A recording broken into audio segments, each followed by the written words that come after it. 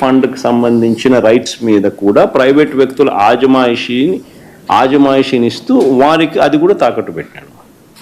So both these things ఇచ్చి ఆ లోన్స్ను ఎవరైతే ఆ బాండ్స్ని ఎవరైతే సబ్స్క్రైబ్ చేస్తారో వాళ్లకు ఆ మేరకు అడిషనల్ కంఫర్ట్ అనేది ఇచ్చినారు. That comfort need not be given.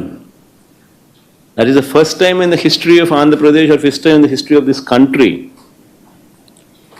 such kind of comfort is given. Got?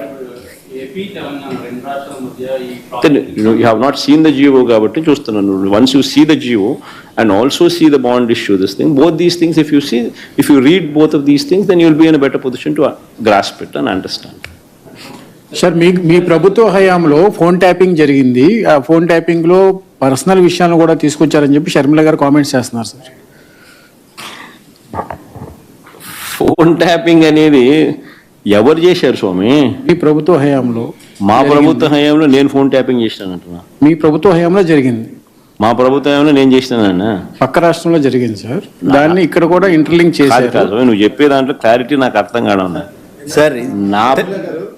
నేను ట్యాపింగ్ చేసినాను అంటున్నావా, లేకపోతే పక్క రాష్ట్రంలో వేరే వాళ్ళు ట్యాపింగ్ చేసినారంటున్నావు?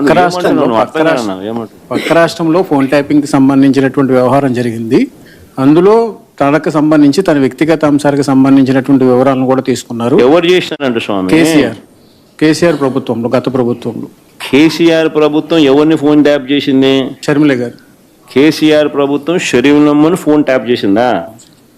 అంటే బహుశా షరీఫ్లమ్మ రాష్ట్రంలో అప్పట్లో క్రియాశీలకంగా పార్టీ పెట్టిన నేపథ్యంలో చేసినాడేమో, నాకేం తెలుసు. చేసినాడో లేదో నాకేం తెలుస్తుంది. అయినా దానికి నాకేం సంబంధం?